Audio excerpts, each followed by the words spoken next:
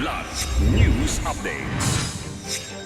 Ako po si Cesar Soriano para ihatid ang nangungunang mga balita sa buong kapuluan ngayon. Patuloy na tinutugis ng pulisya ang isang Chinese national na may-ari ng hotel sa Kawayan City, Isabela matapos madiskubre sa kanyang establishmento ang 82.7 million pesos na halaga ng umano'y puslit na sigarilyo. Sa isinagawang operasyon noong Hunyo 25, nakumpiska ng mga otoridad ang halos 200 kahon ng iba't ibang brand ng sigarilyo mula sa 5 kwarto ng hotel. 3 Chinese nationals ang kinasuhan, kabilang ang caretaker ng hotel at isang individual na umano'y umupa ng mga kwartong pinaglagyan ng kontrabando.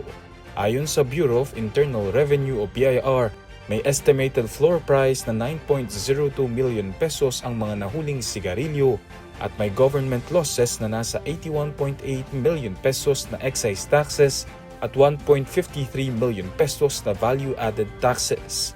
Nasa kustodiya ng BIR Regional Office No. 2 ang mga kontrabando habang nagpapatuloy ang investigasyon ng pulisya upang matukoy ang buong lawak ng operasyon at matunton ang iba pang posibleng sangkot. Halos 10 milyong pisong halaga ng pinaghihinalaang smuggled cigarettes ang nasamsam sa magkahiwalay na anti-smuggling operations sa Lanao del Norte at Lanao del Sur sa loob lamang ng 35 minuto noong madaling araw ng June 28. Bandang 12:20 a.m., arestado ang driver ng isang van sa checkpoint sa Colambugan, Lanao del Norte matapos tangkaing lampasan ng mga otoridad.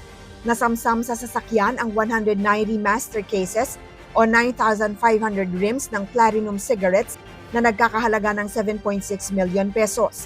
Makalipas ang 35 minuto, bandang 12:55 a.m., nabawi naman sa Marantao, Lanao del Sur, ang 51 na mga kahon ng iba't ibang brand ng pinaghihinalaang smuggled cigarettes na nagkakahalaga ng 2.18 million pesos matapos umanong abandonahin ng mga sakay ng 3 sasakyan bago makarating sa anti-criminality checkpoint.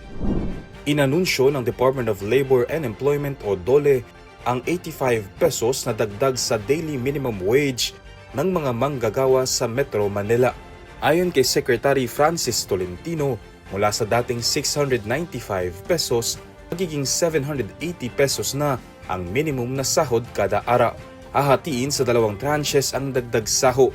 Ang 60 pesos kada araw ay epektibo sa Hulyo 19, habang ang natitirang 25 pesos ay ipatutupad naman sa Enero 2027. Ito na ang pinakamalaking wage increase na naaprubahan ng Regional Tripartite Wages and Productivity Board sa National Capital Region o NCR. Ani Tolentino, nasa 1.1 milyong minimum wage earners ang inaasahang makikinabang sa aniyay makasaysayang umento sa sahod sa NCR. Ako po si Cesar Soriano, kasama nyo sa bawat pagputo ng balita.